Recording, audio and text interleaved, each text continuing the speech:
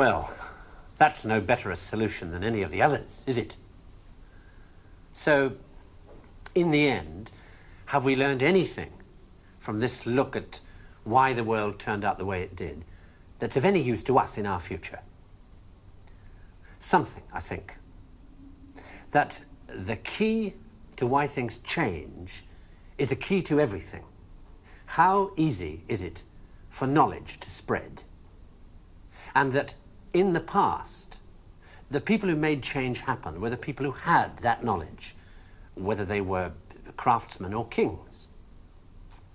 Today, the people who make things change, the people who have that knowledge, are the scientists and the technologists who are the true driving force of humanity. And before you say, what about the Beethovens and the Michelangelos?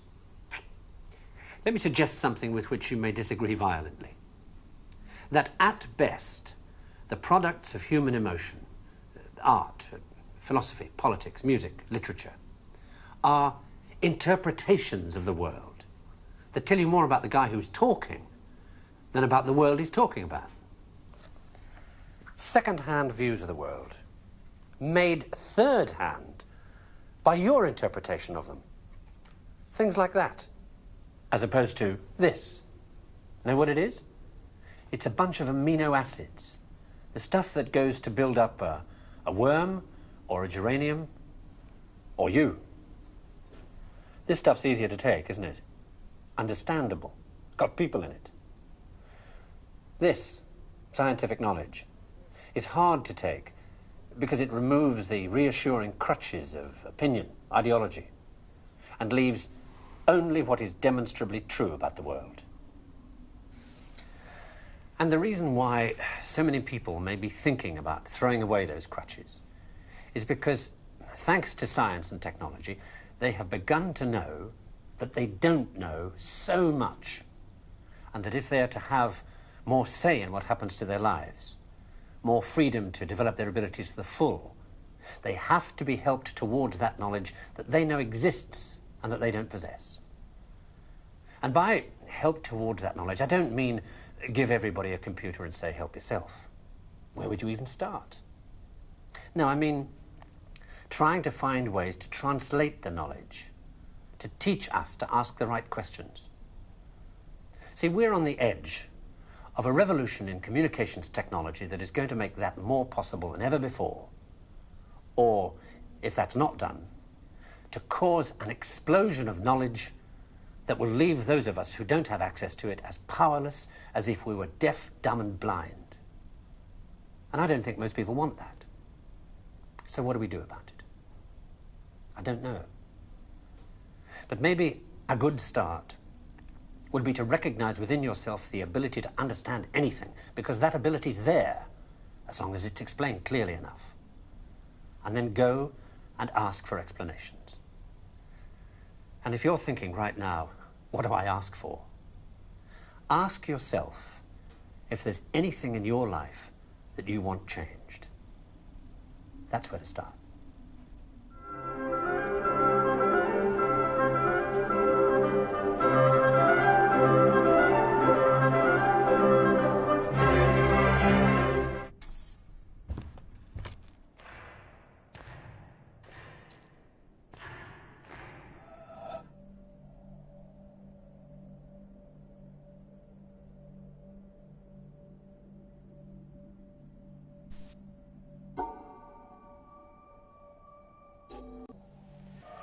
And so, by a backhanded, upside-down argument, was predicted that there is in carbon a level at 7.82 million volts, and then experiments in the laboratory with carbon show indeed that there is.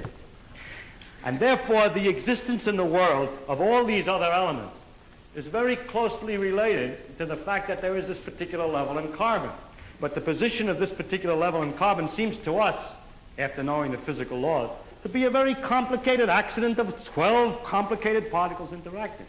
So I wish to illustrate by this example that an understanding of the physical laws doesn't give you an understanding in a sense of understanding significance of the world in any way. The details of real experience are very far often from the fundamental laws. There are, in a way of speaking in the world, we have a way of discussing the world which you could call, we discuss it at various hierarchies or levels. Now, I don't mean to be very precise, there's a level, there's another level, and another level, but I will indicate by describing a set of ideas to you, just one after the other, what I mean by hierarchies of ideas. For example, at one end, we have the fundamental laws of physics. Then we invent other terms for concepts which are approximate, who have, we believe, the ultimate explanation in terms of the fundamental laws. For instance, heat. Heat is supposed to be the jiggling, and it's just a word for a hot thing, is just a word for a mass of atoms which are jiggling. For that, fundamentally, we should think of the atoms jiggling. But for a while, if we're talking about heat, we sometimes forget about the atoms jiggling. Just like when we talk about the glacier, we don't always think of the hexagonal ice snowflakes which originally fell. Another example of the same thing is a salt crystal. Looked at fundamentally, it's a lot of protons, neutrons, and electrons. But we have this concept, salt crystal, which carries a whole pattern already of fundamental interactions, or idea like pressure. Now, if we go higher up from this, in another level, we have properties of substances like refractive index, how light is bent when it goes through something, or surface tension, the fact that the water tends to pull itself together, is described by a number. I remind you that we have to go through several laws down to find out that it's the pull of the atoms and so on. But we still say surface tension, and don't worry when we're discussing surface tension of the inner workings always. Sometimes we do, sometimes we don't. Go on, up in the hierarchy. With the water we have the waves, and we have a thing like a storm. We have a word for storm, which represents an enormous mass of phenomena.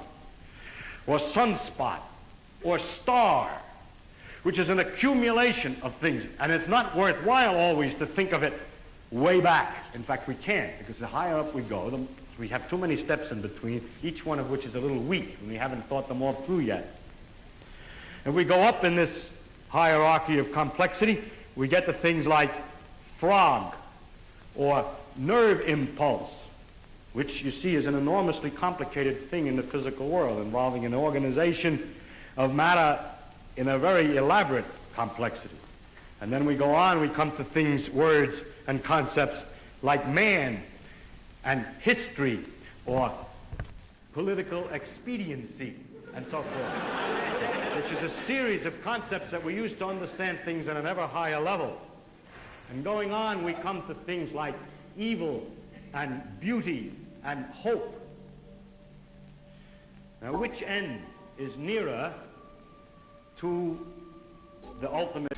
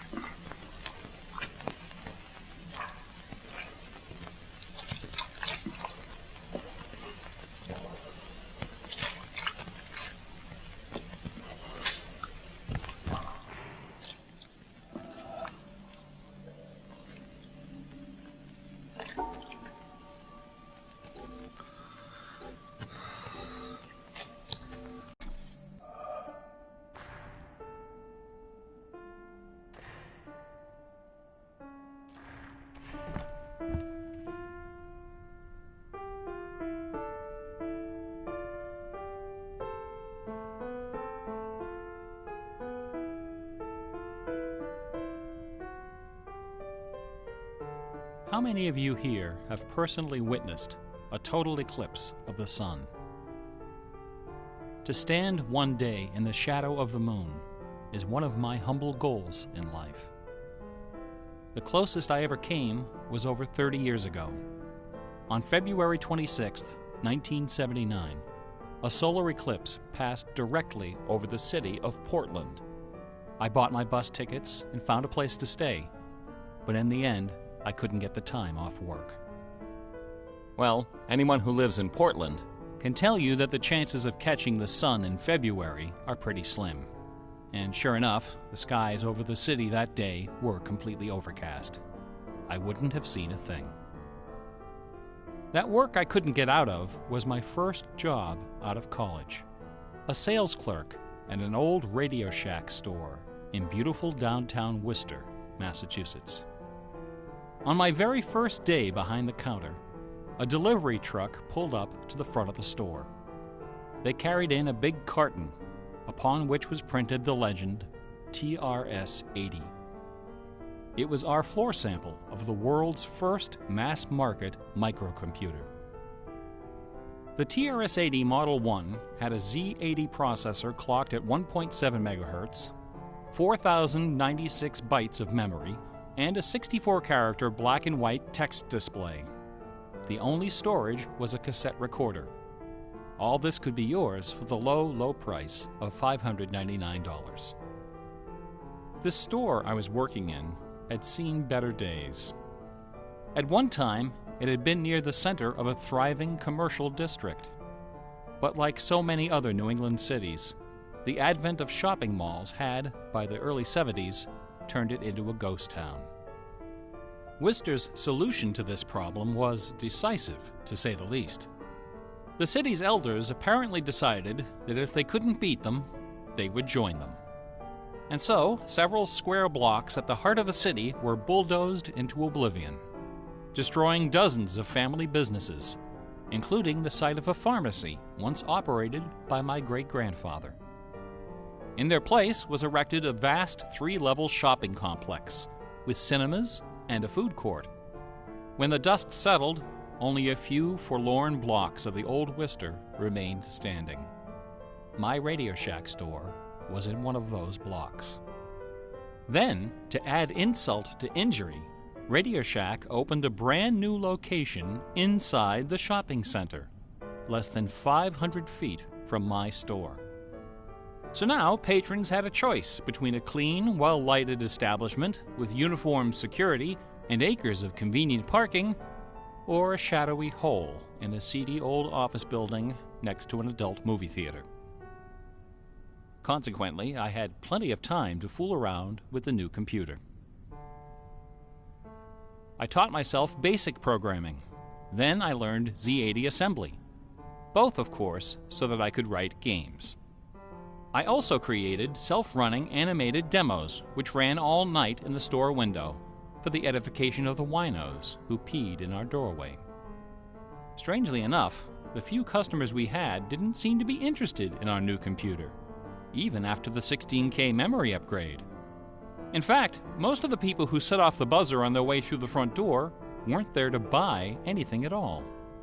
They were there to exploit a free promotion, which was the bane of Radio Shack employees for over 40 years, the Battery of the Month Club. The idea of this promotion was simple. Customers got a little red card upon which was printed a square for each month. 12 times a year, the lucky sales clerk got to punch out a square and give the customer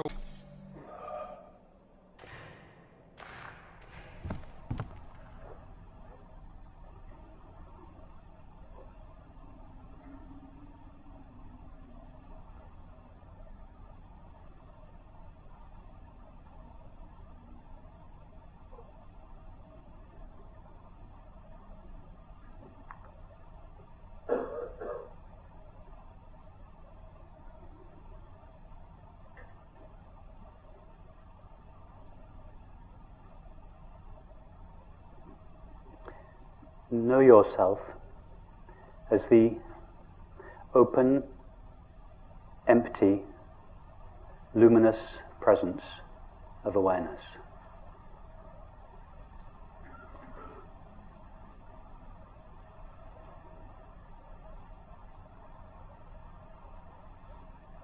open because you say yes unconditionally and indiscriminately to all appearances of the mind, body, and world.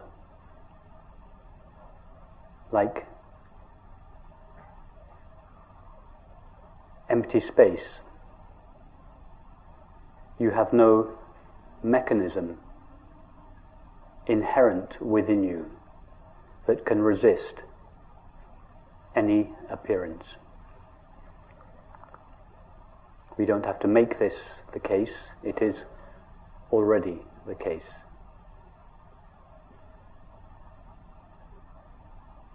Empty, because although you, I, this aware presence, is aware of thoughts, sensations, and perceptions, it is not made out of a thought, a sensation, or a perception. It is made out of pure knowing or awareness.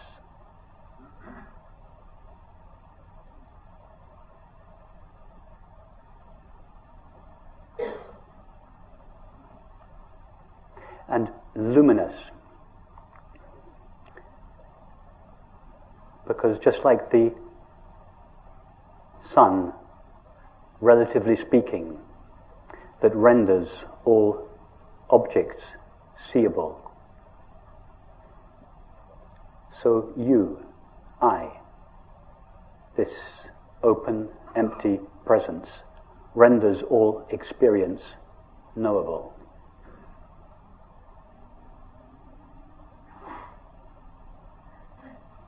In fact, we don't really see objects, relatively speaking, illumined by the sun. We just see reflections or modulations of the sun's light, appearing as a multiplicity and diversity of color. In the same way, we don't really know the objects of the mind, body, and the world. We just know our knowing of them. All we know, all that is known, is the knowing of experience.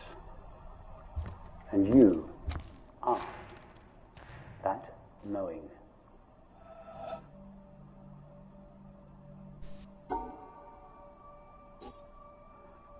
All that is ever known is a modulation of our own knowing presence, modulating itself in the form of thinking, sensing, and perceiving, and seeming to become a mind, a body, and a world. So it's absolutely simple what I have to say to you. It's what my teacher said to me. And I'm still deeply discovering the reverberation of that. And it's simply stop looking for what you want. Not cynically stop looking for what you want. Because there's a way of stopping looking for what you want in resignation and cynicism and closing down. But innocently, openly, stop looking for what you want in this moment. Not tomorrow when you have it. But in this moment, to take one moment, whatever it is you want, however mundane or profound, and just stop looking for it. And you will find more than what you could ever want. Because more than what can be wanted is already who you are. It's too simple to be grasped, but absolutely, completely realizable. If, and it is a huge if, of course, you are willing to give up your hope that what you want will be found in the next thought, or the next activity, or the next day, or the next man, or the next woman, or the next teaching, or the next experience. So that's huge. That's the challenge. And I've blessedly traveled to Australia to challenge you in that direction, that directionless direction.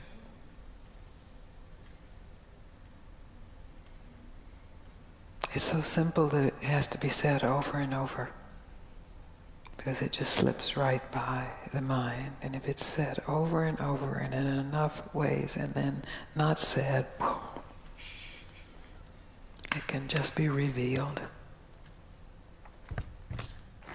Not as something new, but as something else.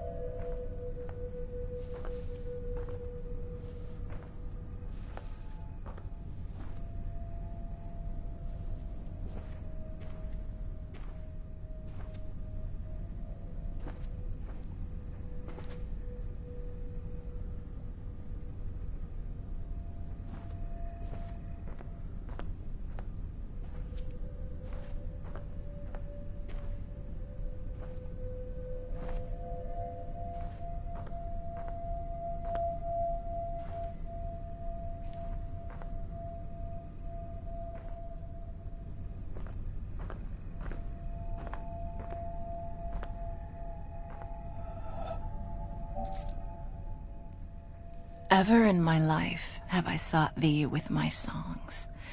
It was they who led me from door to door, and with them I have felt about me, searching and touching my world. It was my songs that taught me all the lessons I ever learned. They showed me secret paths. They brought before my sight many a star on the horizon of my heart. They guided me all the day long to the mysteries of the country of pleasure and pain. And at last, to what palace gate have they brought me in the evening at the end of my journey?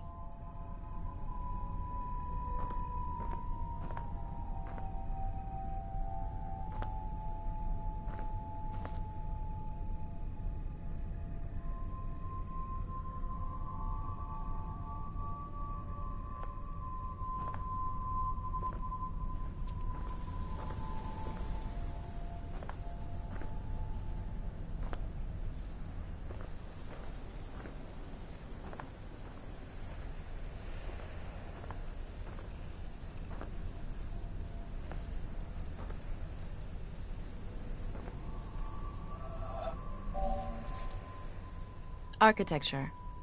Form Design Studio. Deanna Van Buren. Rodrigo Lima. Fletcher Studio. David Fletcher. Nicholas Wright. Beth Bacalich.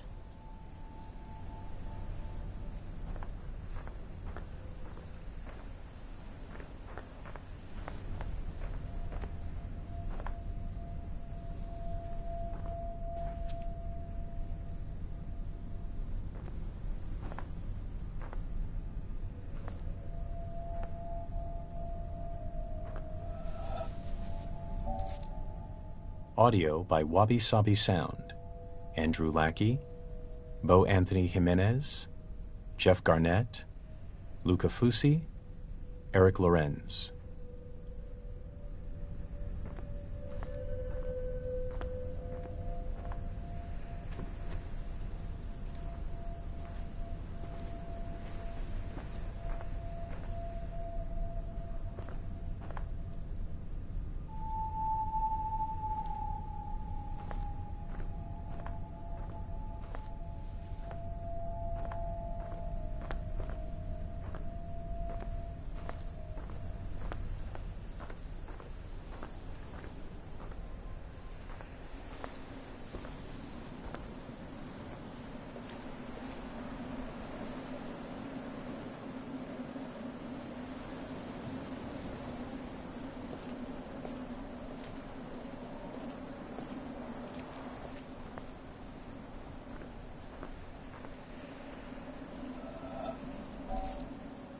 The core development team of The Witness was comprised more or less as follows.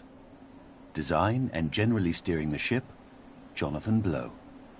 Programming, Ignacio Castaño, Salvador Belmurciano, Andrew Smith. Modeling and texturing, Luis Antonio, Orshi Spaniel, Eric A. Anderson.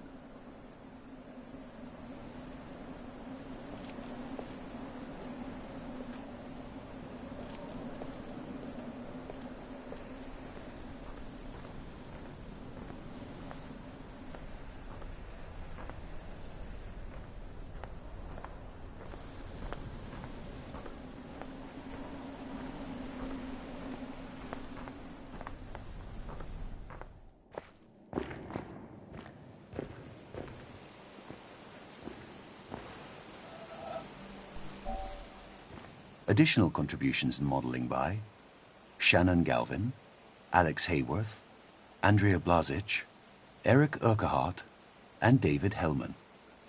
Additional contributions in programming by Casey Miratori, Andrew Heenick, Nicholas Ray.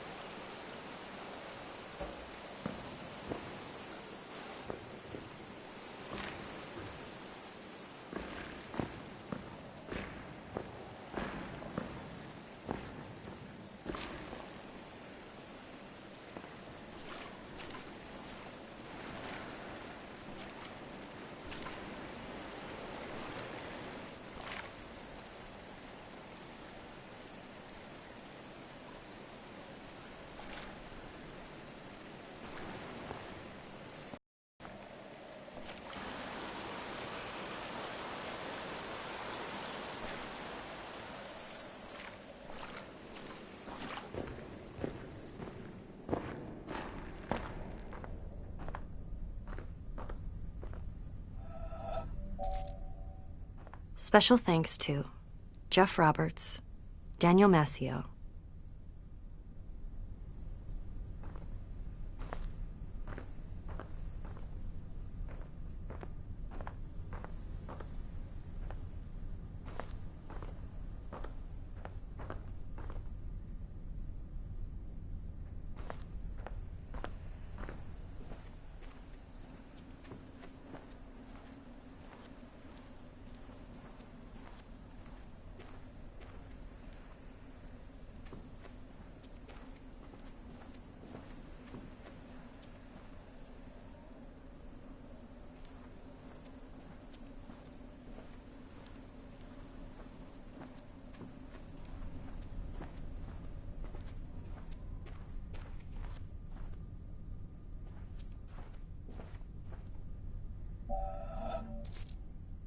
in-house playtesting by Francis Dooling, Michael Calandra, Timothy Steen.